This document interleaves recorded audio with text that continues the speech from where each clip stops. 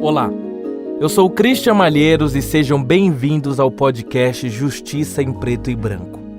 Em quase todos os episódios desse podcast, eu e a Andresa Delgado vamos te contar histórias de violência contra pessoas negras e periféricas, cometidas por agentes do Estado. São histórias, infelizmente, ainda comuns e que evidenciam um problema estrutural em relação ao que se entende como segurança pública nesse país. O caso que irá dar início a essa temporada abalou as estruturas do país 30 anos atrás, no maior massacre em penitenciárias da história do Brasil e do mundo. Em 1997, um dos maiores grupos de rap do país, o Racionais MCs, lançou uma das suas músicas mais importantes. Ela está entre aquelas obras desse mesmo gênero musical cuja letra e a mensagem colocam em xeque o mito de um Brasil em que reinava a harmonia racial. Essa canção, escrita por Mano Brown, líder e cantor do grupo, junto com seu parceiro Jocenir, um sobrevivente do sistema penal, traduziu de forma tão precisa uma perspectiva até então silenciada sobre um Brasil cruel com parte de sua população. Que anos depois essa canção foi escolhida entre as 100 músicas mais importantes da história do país, num ranking da revista especializada Rolling Stone. Depois, o videoclipe da canção foi eleito o segundo melhor clipe brasileiro de todos os tempos pela Folha de São Paulo. A música se chama Diário de um Detento e narra a história de uma das chacinas de maior repercussão no chamado período democrático. O casarão caiu, mas o sofrimento continua, que ninguém se esqueça. Aqui estou mais um dia, sob o olhar sanguinário do vigia. Você não sabe como é caminhar com a cabeça na mira de uma gata. O massacre do Carandiru, como ficou conhecido o episódio de 2 de outubro de 1992, ficou marcado no nosso inconsciente coletivo por causa de músicas como essa, filmes e documentários. Ali foram ceifadas ao menos 111 vítimas pelas mãos de agentes da segurança pública. O caso agora completa 30 anos e segue ocupando um espaço de destaque na lista das maiores violações de direitos no Brasil.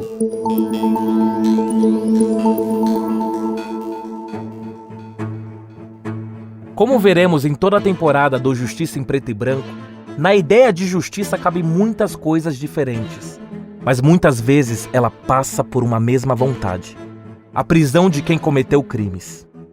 O problema é que no Brasil, a ideia e a gestão das prisões vêm carregadas de séculos de racismo sistêmico. Isso tudo faz parecer normal que as cadeias tenham péssimas condições sanitárias, sejam hiperlotadas e haja violência, e muitas vezes violência letal, contra pessoas sob a custódia e a responsabilidade do Estado. Fundada em 1920, a Casa de Detenção de São Paulo, popularmente conhecida como Carandiru, já chegou a ter 8.000 pessoas presas em seus pavilhões e foi símbolo da impossibilidade de ressocialização pelo cárcere no Brasil. Nos seus primeiros 20 anos, o presídio era considerado o modelo desse paradigma de ressocialização pela prisão, por ter condições razoáveis de higiene e por assegurar estudo e trabalho aos detentos. Mas com a superlotação a partir da década de 1940, começaram os problemas que foram se intensificando com o passar dos anos e com o fortalecimento das políticas de encarceramento em massa na cidade de São Paulo. Estado brasileiro que concentra hoje a maior população carcerária do Brasil. Desde 2006, o superencarceramento foi acelerado pela vigência da Lei de Drogas, que aumentou a população privada de liberdade em mais de 250%. A lei inovou ao diferenciar o usuário e traficante, mas ao ser pouco específica nesse quesito, deixou para os policiais nas ruas fazerem a distinção entre um e outro. O patrulhamento mais concentrado em bairros negros e periféricos se encarregou do resto. Em 2005, antes da lei, os brancos eram cerca de 40% dos presos, segundo os dados oficiais. Em 2019, eram 32%. Já os negros, que em 2005 eram 58,4% e já estavam sobre-representados quando comparamos sua representação entre a população carcerária e a população total do Brasil, Em 2019, pularam para quase 67%. Ou seja, podemos dizer que é a linha de cor que separa o usuário do traficante. Dados de pesquisa do Fórum Brasileiro de Segurança Pública mostram que no ano de 2020, o país atingiu a marca de 800 mil pessoas privadas de liberdade. Mas lembramos aqui que, por mais absurdo que isso pareça, esse dado é subnotificado. Não temos os números exatos de quantas pessoas estão encarceradas sob tutela do Estado. O país é hoje o terceiro que mais encarcera no mundo em números absolutos, atrás apenas dos Estados Unidos e da China, países com populações maiores que a nossa. Desse imenso contingente de pessoas presas no Brasil, 66,3% são pessoas negras, como dissemos, e 48,6% possuem entre 18 e 29 anos. Sabemos das condições subhumanas das prisões brasileiras, inclusive declarado estado de coisa inconstitucional pelo Supremo Tribunal Federal. Ali a incidência de tuberculose é 30 vezes maior que na população em geral, e a chance de morrer por doenças infecciosas graves é 5 vezes maior. Quem está hoje no sistema carcerário está morrendo a fogo lento. O massacre do Carandiru é então a junção de dois problemas estruturais que afetam seletivamente a população negra brasileira: a violência policial e o encarceramento em massa. O encarceramento seletivo de pessoas negras sempre foi um problema comum na realidade brasileira. Nas palavras da advogada Deise Benedito, mestre em Direito e Criminologia pela Universidade de Brasília e ex-perita do Mecanismo Nacional de Prevenção e Combate à Tortura. A gente tem que ter uma leitura que esse encarceramento em massa de negros não é novo, não é uma coisa que chega agora. Se você entrar na penitenciária de Estado e pedir o arquivo de 1940, por exemplo, você só vai ver negros na penitenciária de Estado. Se você for na detenção 1954, que foi fundada, você vai pedir, você só vai ver negros. Se você for na penitenciária feminina, você pedir um arquivo com foto, só vai ter negros. Você está entendendo? Então, o encarceramento para a população negra, ele é secular no Brasil. Citando mais uma vez os Racionais, cadeia, guarda o que o sistema não quis. Maurício Monteiro relembra o que aconteceu naquele 2 de outubro de 1992. Maurício é sobrevivente do massacre e hoje palestrante formado em gestão de projetos, dirige o Instituto Resgata Cidadão, que investe no esporte enquanto base para a formação de crianças e adolescentes das periferias de São Paulo. Começou a encher essa em volta do pavilhão 9 de PM. E aí o helicóptero começou a soltar policiais em cima dos outros prédios. Aí eu falei, tá vendo? Daqui a pouco nós escutamos uma gritaria, não sei o quê, polícia. E quando nós vai olhar numa janela lateral que dá para o pavilhão 8, a gente vê os caras da rota entrando, batalhão de elite da Polícia Militar, matando pra caramba na rua, sem dó e sem massagem. Né? Todo mundo já ouviu falar da rota, então vocês imaginam a rota entrando num pavilhão onde, para eles, todos são criminosos e já era. A polícia foi chamada com o argumento de que o Carandiru estava em rebelião e precisava ser controlado. Mais de 300 policiais militares aguardavam ordens na frente do presídio. Na época, era o capitão-coronel Biratã Guimarães quem comandava a operação e quem autorizou a entrada dos policiais. As mortes ocorreram em todos os andares que formavam o pavilhão 9. E como analisado pela perícia, a maioria das vítimas estando dentro das celas. Na época, a polícia alegou que houve confronto com os presos e que as mortes eram em legítima defesa. Mas não foi o que mostram os laudos da perícia nem os testemunhos dos sobreviventes como Maurício. Ouvindo o seu relato, dá para entender que quando os policiais entraram no Carandiru, os presos já haviam entregado suas armas, facas e objetos cortantes e se rendido. E que a história de que havia armas de fogo entre os detentos foi a desculpa dada para justificar as mortes. Então, quando a rota começou a entrar, o que o preso fez? Começou a jogar as facas tudo pela janela. Como que nós vamos ficar com faca? Os caras entrando de metralhadora, calibre 12, de oitão. Naquela época não era nem quadrado, eles estavam de oitão. Então nós tudo jogando as facas para fora, ninguém nem armado ficou. Os dados mostram mesmo que a polícia entrou para matar. Não dá pra falar em confronto em uma situação em que se tem ao menos 111 detentos executados e nenhum policial morto. Foram 515 tiros, sendo 126 na cabeça e 116 no tórax. O Instituto de Criminalística não encontrou nenhum vestígio de tiro disparado das celas em direção aos policiais. Na versão de Paulo Sérgio Pinheiro, cientista político, ex-secretário de Direitos Humanos e membro da Comissão Nacional da Verdade, a história de confronto relatada pela polícia também não se sustenta, principalmente pelo alto número de mortes de detentos. O que o governo e as autoridades policiais e penitenciárias resolveram vender foi um confronto ou então uma rebelião que foi reprimida, mas com esse saldo delirante de cento e tantos, eu não me lembro mais o nome exato, mas mais de uma centena de mortos. E verdadeiramente depois nós vimos as fotos dos cadáveres amontoados, depois como os sobreviventes foram tratados. A violência não se resumiu somente ao número de mortes. Espancamento, torturas, terror psicológico, corredor polonês, entre outras coisas, também foram atos praticados pelos policiais naquele dia. Dos detentos que sobreviveram, muitos tiveram que carregar os corpos dos seus colegas de cela. E muitos ainda dizem que o número de mortos não foi 111. Maurício Monteiro, por exemplo, informou que foram mais de 111 detentos. Depois, montaram uma comissão, né, entre o pavilhão 9 e o pavilhão 8, com vários presos. Eu não participei dessa comissão, que na época era um cara da bagunça, eu queria saber, porém, eu estava sempre ali do lado deles, ali, vendo, né? Os caras foram contar, os caras contou 248 presos, pai, que eu esteja louco, vai, que seja 148, então, mas 111 não foi nunca, não tem como, não tem como. No massacre, a maioria dos mortos eram jovens negros, como conta Deise Benedito, uma das fundadoras do Instituto Geledés, e que acompanhou o caso desde o início.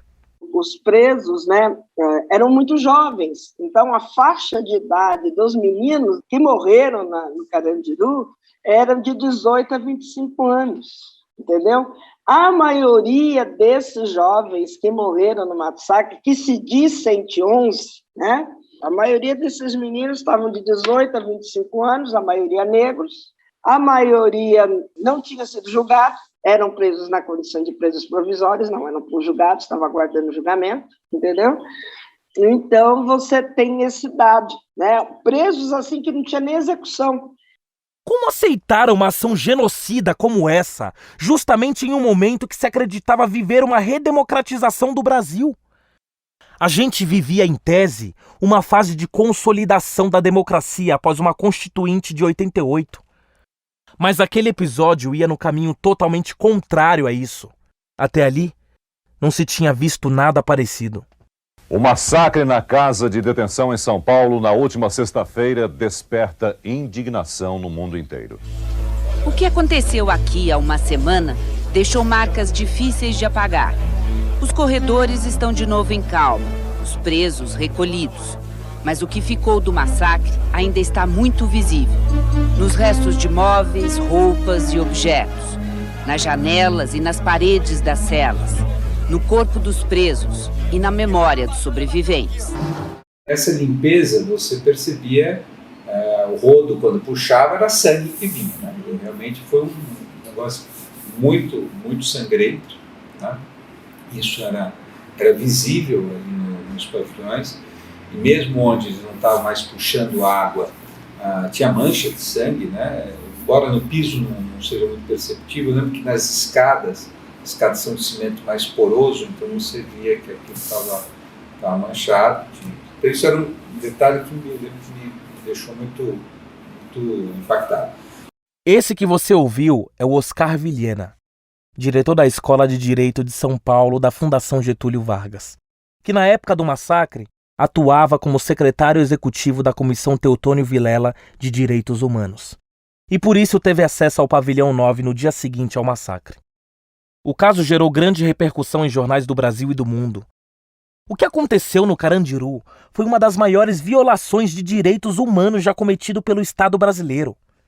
Eu queria falar que tudo isso acabou depois do que aconteceu em São Paulo em 1992. Mas depois do Carandiru, a polícia continuou produzindo uma longa lista de chacinas, como vamos mostrar nos episódios desse podcast. Além de outros massacres em presídios, como o de Urso Branco, em Rondônia, no ano de 2002, o de Pedrinhas, no Maranhão, em 2010, o da penitenciária de Alcaçuz, no Rio Grande do Norte, em 2017. O Carandiru segue sendo o maior massacre já ocorrido dentro ou fora do sistema prisional. Mas o Estado brasileiro nunca assumiu que o que aconteceu ali foi um massacre. Muitos documentos oficiais do caso falam em rebelião ou motim do Pavilhão 9. A versão oficial da polícia é bem diferente da história que é contada pelos sobreviventes e pelos laudos oficiais. Os policiais garantem que os presos atacaram a tropa usando facas, estiletes e 13 armas de fogo. Já pensou se nós tivéssemos 13 armas de fogo aqui na mão, nós? Pô, não tem um PM morto. Com 13 armas de fogo na mão, o que vocês teriam feito? Uma fuga em massa. O primeiro tipo de crítica, realmente eu não lembro do que foi dito no jornal, né, na época, mas que ficou muito claro e que a gente teve muitas conversas com policiais, essas conversas foram em off, né, com policiais que já tinham trabalhado com conflito, ou seja, policiais do choque especialmente, coronéis aposentados, e muita gente ficou chocada, inclusive dentro da PM, né, era da impropriedade total da operação. Né? Primeiro, uma operação que não esgotou a negociação. Esse era o primeiro ponto. Por que você tinha que entrar num lugar que não tinha ninguém que era refém? Nem familiar, nem um padre que estava lá dando sopa, muito menos funcionário, quer dizer, onde o diretor da casa tinha se oferecido para negociar. E não era um diretor à toa, era o diretor mais experiente do sistema. Em total condição de negociar. Né? Depois, não se cortou água, não se cortou luz, não se cortou comida, não se deu tempo. Realmente, talvez a eleição no dia seguinte tivesse uma premência de resolver aquilo na hora. Uma observação é importante aqui, especialmente para as novas gerações de ouvintes. Oscar está se referindo ao primeiro turno das eleições municipais de 1992, marcado para o dia 3 de outubro. Na época, o governador do estado de São Paulo era Luiz Antônio Fleury, que no dia do massacre estava no município de Sorocaba, fazendo campanha para o candidato do PMDB. Vale lembrar também que o então governador nunca admitiu ter dado a ordem para que as forças de segurança entrassem no Carandiru. Mas também isso nunca foi investigado. Agora sim, podemos voltar a ouvir o Oscar. Primeiro, não deveria ter se entrado antes de esgotar todos os mecanismos. Não se esgotou nada. Segundo, a entrada foi com equipamento totalmente inadequado. Você não entra com arma, muito menos com arma automática. Né? A operação deveria ter sido uma operação onde, sim, você tem algumas pessoas armadas, são atiradores de elite, onde você entra com o choque, todo mundo com os escudos, e, bom, tem um cara atirando lá. O que você vai fazer? Você vai atirar no cara, mas são poucos atiradores. Né? Então, o fato disso não ter sido utilizado. As pessoas entraram com metralhadora e foram... Né? Como é que é também numa rebelião? Você entra, as pessoas dentro vão entrando nas celas, se elas já não tivessem, que é a nossa hipótese que elas já estavam, das celas nus e em posição de rendição. Né? Você vai fechando a cela, o pessoal carcerário vem atrás, tranca, você acabou a rebelião. E não tem para onde correr. A polícia vai pegando, pega todos os andares. E ela entra, se vai um lado para cá, não tem o que fazer, ela vai se encontrar no final. Então, demonstrou uma operação assim, de um erro técnico. O erro técnico de ter feito, e o segundo, o modo como foi feito. É preciso lembrar que, mesmo diante de tantos erros e do resultado trágico da operação, nenhuma autoridade jamais foi processada ou responsabilizada pelo ocorrido. Ou seja, nem o governador, nem seu secretário de Segurança Pública, nem mesmo os juízes corregedores que estavam na porta da casa de detenção antes da entrada da tropa, nem eles foram investigados e responsabilizados por suas ações e omissões diante das 111 mortes. A maior autoridade denunciada pelo massacre foi o coronel Biratã, que acabou absolvido pelo Tribunal de Justiça de São Paulo. Os demais que responderam ao processo estavam abaixo dele na hierarquia da PM. 123 PMs foram denunciados e processados criminalmente, mesmo que mais de 300 tenham participado da invasão. Mas esse processo se arrastaria ainda mais por 30 anos na justiça brasileira, como você vai entender nesse episódio. Enquanto o sistema judiciário no Brasil não dava as respostas satisfatórias, a Comissão Interamericana de Direitos Humanos responsabilizou o Estado brasileiro pelo massacre do Carandiru, em abril de 2000, após uma investigação que durou 6 anos e incluiu visita ao presídio. Vamos ouvir um trecho do relatório da condenação na voz do professor Tiago Amparo, coordenador do Núcleo de Justiça Racial e Direito, que desenvolve a pesquisa de justiça em preto e branco. O pavilhão da prisão Carandiru alojava em setembro de 1992 mais do dobro dos internos que sua capacidade comportava, tal como comprovou a comissão na sua visita pessoal ao presídio em 1995. Havia espaço apenas para que eles se mantivessem de pé ou sentados, apoiando-se uns contra os outros. Muitos dos mortos foram abatidos quando já se haviam rendido, tinham os braços erguidos e estavam em geral nus. Essas violações dos direitos à vida e à integridade física foram agravados em sua natureza pela selvageria dos métodos de repressão empregados. Na trágica história dos massacres de que a comissão tem memória, raros são os casos de atos de brutalidade comparáveis aos praticados naquela tarde em Carandiru. Após uma longa tramitação no Tribunal de Justiça de São Paulo, os autos retornam à primeira instância em dezembro de 2011, às vésperas de completar 20 anos, para que o julgamento pelo júri popular pudesse acontecer. Foi somente nos anos de 2013 e 2014 que 4 júris aconteceram. Começa hoje, mais de 20 anos depois, o julgamento do massacre do Carandiru. São 26 policiais acusados por 15 das 111 mortes ocorridas durante o massacre. No primeiro, os 23 policiais militares que atuaram no primeiro andar foram condenados pelo Conselho de Sentença pela morte de 13 pessoas, recebendo a mesma pena de 156 anos de prisão. No segundo júri, 25 réus que atuaram no segundo andar do pavilhão 9 foram condenados a 624 anos pela morte de 52 pessoas. No terceiro júri, 10 policiais militares que atuaram no quarto andar foram condenados pela morte de 8 pessoas. No quarto julgamento, 15 policiais militares que atuaram no terceiro andar foram condenados por 4 mortes e receberam a mesma pena de 48 anos de prisão. Em todos os julgamentos, as penas fixadas corresponderam à pena mínima do crime de homicídio qualificado, 12 anos, multiplicada pelo número de vítimas de cada pavimento. Em 2016, o Tribunal de Justiça do Estado de São Paulo anulou as condenações dos júris, afirmando que o veredito dos jurados contrariou a prova dos autos. Uma decisão pra lá de questionável, já que havia muita prova sustentando a versão acolhida pelos jurados.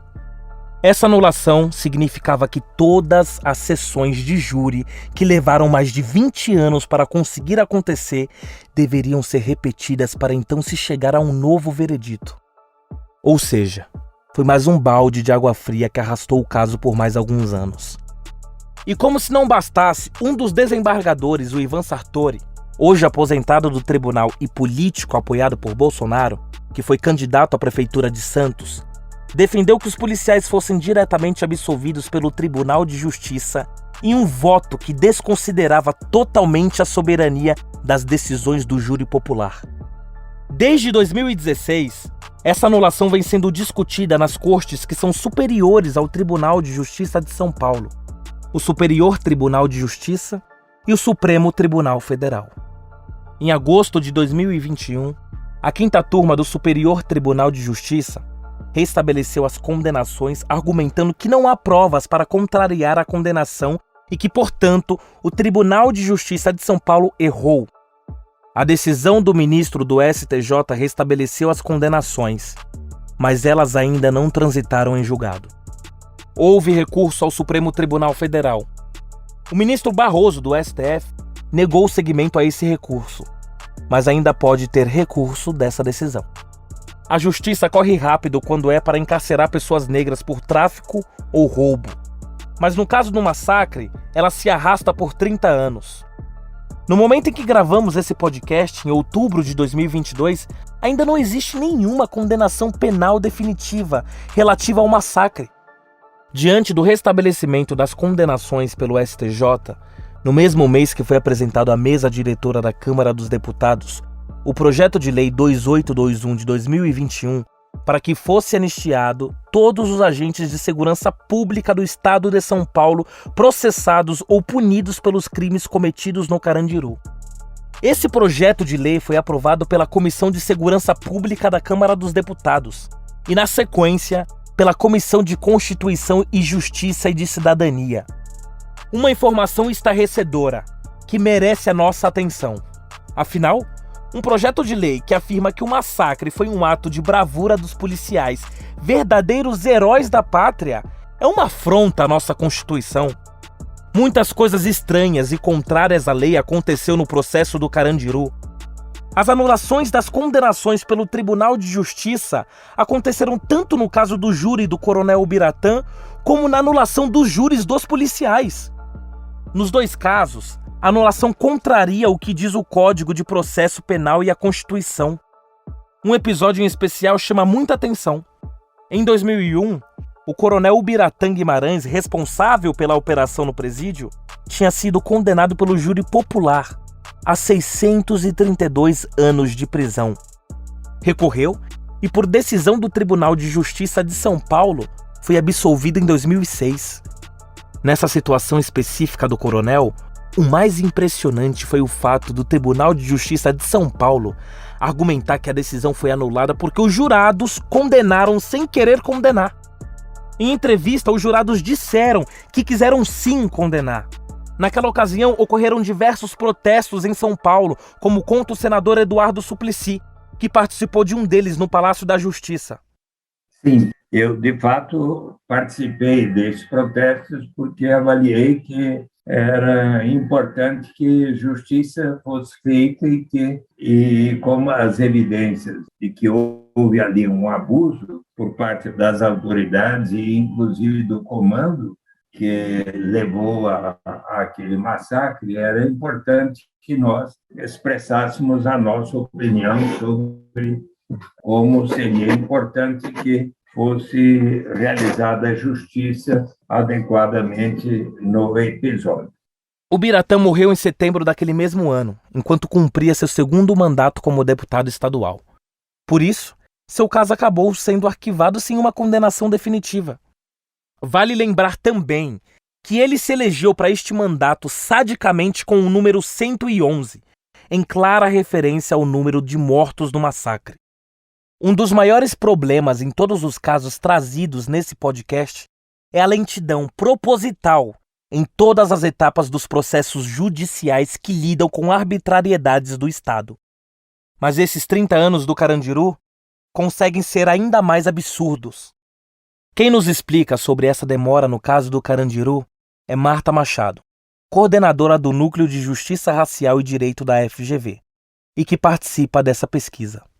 O Carandiru foi um episódio na virada, né, no início da nossa vida democrática, aconteceu em 92. Embora a opinião pública fosse dividida, foi um caso, foi tão estrondoso, né, produziu tantas mortes, a ideia de massacre era tão evidente, né, porque a gente tinha pessoas sob a custódia do Estado sendo executada por mais de 300 policiais, né, que entraram ali para matar, e as cenas foram, enfim, sangue escorrendo, pilhas de corpos. Então não dá para negar que ele foi um caso que teve muita repercussão, mobilizou, acho que toda a sociedade civil que estava ali ainda organizada para a Constituinte, então teve uma grande mobilização. Tanto que o começo do caso, ele andou. O caso marcou também a aprovação da Lei Bicudo, que era uma proposta que estava tramitando e ganhou força por conta do caso.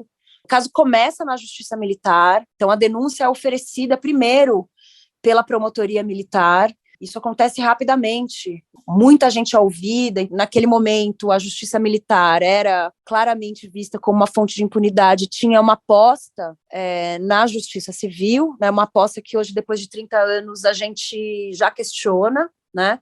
mas naquele momento isso era muito importante. O caso dá força para isso acontecer. O caso promove mudanças importantes na estrutura da segurança pública. Então, um caso que tem naquele momento força. Marta realiza pesquisa sobre o massacre do Carandiru há muitos anos, tendo coordenado uma importante pesquisa com a professora Maíra Machado, publicada no livro Carandiru não é coisa do passado. Como diz o título do livro, essa manobra recente da Comissão de Segurança Pública da Câmara dos Deputados torna ainda mais evidente o fato de que esse caso é parte do nosso presente. Na sua análise, Marta também chama atenção para o papel do Tribunal de Justiça de São Paulo, um ator fundamental para entendermos as reviravoltas desse caso. Acho que tem uma coisa interessante nesse caso, que ele mostra que as instâncias superiores, na verdade, aqui, especificamente o Tribunal de Justiça de São Paulo, entra para reverter condenações ou para atrasar o caso quando precisa, né? Porque acho que a maior parte dos casos não vira denúncia, né? Então morrem na promotoria. A gente tem um caso em que tem denúncia, depois de anos e anos teve condenação, e o Tribunal de Justiça de São Paulo entra para reverter isso, né? Então, o Tribunal de Justiça, quando a coisa consegue andar nas instâncias superiores, o Tribunal de Justiça tem um papel ativo para reverter. Entender o que aconteceu no Carandiru é então entender uma parte muito importante da história do Brasil. Além dos massacres serem até hoje uma parte do nosso presente e não do nosso passado, as condições degradantes vividas no cotidiano do sistema prisional seguem alimentando denúncias de tortura e maus-tratos. Com o passar dos anos, também temos visto o número de mulheres negras encarceradas aumentar de forma desenfreada. Todo esse quadro está diretamente relacionado às violações de direitos que se tornaram parte da administração penitenciária no Brasil. Com essa questão do extermínio do Carandiru, o extermínio também dos presos, isso perpetuou também, porque as violações não pararam, né? E hoje o sistema está aí para matar mesmo, sabe? As famílias, né? Porque quando se mata 111 presos, como foi dito, a gente sabe que não foi só 111 presos, né? Foram muito mais. E foi assim, muito brutal aquilo que aconteceu, né? Lá na década de 90. Então, só que não mudou, o sistema não mudou, o sistema continuou. Essa que você acabou de ouvir é a Railda Silva, ativista e fundadora da Amparar, que é a Associação de Amigos e Familiares de Presos do Estado de São Paulo. Railda tem uma atuação de mais de 20 anos e explica pra gente como essa aposta política no encarceramento foi perpetuada no país. A análise de Railda acompanha as críticas feitas por Deise Benedito. Eu sempre coloco que o encarceramento da população negra no Brasil, ela começa quando eles são aprisionados na África, são colocados nos depósitos, quando eles são colocados nos navios. Os navios parecem aqueles panótipos, né, que de todos os lados você vê que você está sendo vigiado, entendeu? E aí você encontra o quê? Você encontra uma superlotação de escravos, de africanos escravizados nos navios, de 300 a 400, sem água, alimentação de péssima qualidade, contraindo doenças, sarnas e tuberculose. Qualquer semelhança com os presídios brasileiros não é mera coincidência. Nesses 30 anos, outros grandes massacres ocorreram em inúmeros presídios brasileiros, como já mencionamos. Mas o caso do Carandiru continua sendo o grande símbolo de dois problemas estruturais e ancorados no racismo: a violência policial e a superlotação carcerária. Não há dúvidas de que o massacre do Carandiru é um marco no histórico de graves violações de direitos humanos de São Paulo e do país inteiro. Mas apesar disso, a ideia de bandido bom é bandido morto continua tendo um forte apelo popular e mobilizando campanhas de candidaturas políticas. Por isso precisamos lembrar de todos esses episódios, como faremos ao longo dessa temporada de Justiça em Preto e Branco. Está em curso uma política de eliminação de vidas negras no Brasil, seja pela atuação de agentes armados nas ruas ou pela via de encarceramento. Esse projeto político precisa ser barrado. Quando o presidente da República fala sobre conceder indultos a policiais, sempre menciona os agentes que atuaram no massacre do Carandiru. Aos hipócritas, já que com toda certeza todo lugar tem, né? Não é permissão para matar, não. É um direito. Eu vou dar os meios para ele não morrer. Porque é dar a vida, se preciso for, entre a vida de um policial e 1000 vagabundos, ou 111 vagabundos, que é um número bastante emblemático, eu fico aquele policial militar contra 111 vagabundos. Em algumas ocasiões afirmou, inclusive, que se o coronel Biratã estivesse vivo, daria o indulto para ele também, defendendo que agentes violadores do direito à vida sejam perdoados. Mas pelo menos uma parcela desse país ainda resiste a esses abusos. Esse podcast, em todos os episódios, traz vozes de pessoas que lutam contra as arbitrariedades do Estado. Essas arbitrariedades que possuem como alvo pessoas pretas como eu. Todos os anos, no dia 2 de outubro, setores de diversos coletivos sociais marcham para lembrar o massacre do Carandiru e lutar por justiça. A gente vai lutar enquanto a gente tiver vida, saúde, sabe, com esse grupo. Vamos para a rua, a gente demarca mesmo o território, que é o 2 de outubro, para falar, estamos aqui falando que vocês mataram essas pessoas, né? Essas pessoas tinham filhos, tinham mães, né? E falar mesmo, a gente está aqui e não vamos desistir. Então, todo ano a gente vai, né? Seguir na busca por justiça não deveria ser tarefa apenas de familiares de vítimas. Todo apoio é fundamental para que o Estado brasileiro seja responsabilizado pelos crimes que comete. Uma das formas de responsabilizar o Estado é garantindo a indenização das famílias das vítimas fatais e dos sobreviventes desses crimes. Segundo o levantamento do Núcleo de Estudos sobre Crime e a Pena e a Clínica de Acesso à Justiça e Advocacia de Interesse Público, grupos de pesquisa e extensão da FGV, apenas 2 a cada 10 famílias de vítimas do massacre do Carandiru receberam indenização por danos morais do Estado. Além disso, esperaram em média 10 anos para a conclusão do processo e mais 10 anos na fila dos precatórios, uma fila única, gigante, em que está todo mundo que tem um crédito contra o Estado. Nessa demora, teve muita mãe que morreu sem receber a indenização pela morte do seu filho. Mas tanto as condenações como as indenizações não foram só tardias, como insuficientes nesse caso. Nesses 30 anos, o Estado brasileiro continuou matando e encarcerando a população negra. Passaram 30 anos, mas não esquecemos. Passaram 30 anos e as famílias seguem lutando por justiça. Que possamos estar juntos, lado a lado nessa caminhada, pois todo apoio político é necessário.